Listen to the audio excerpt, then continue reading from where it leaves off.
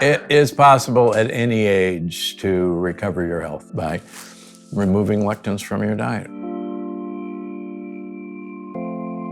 In my practice, I see a large number of children with autoimmune diseases who are brought to me, and learning what it would take to get these kids to eat the way they needed to eat has been a learning experience really over the last 10 or so years. So I decided to do, the Plant Paradox Family Cookbook, because how do you feed a family this way and actually make it easy? What I've found is the starting point is getting lectins out.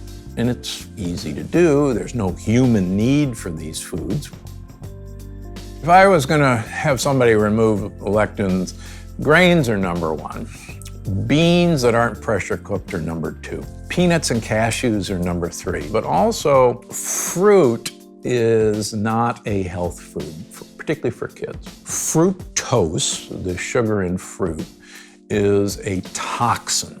It is so toxic that it's taken to the liver immediately, where it's detoxified into triglycerides, which promote weight gain. Those are the really big troublemakers. And the more I can get those out of people's diet, the better. And if we can, get people to understand that in terms of their kids' health, in terms of their health, this book, is here. Here's how to do it.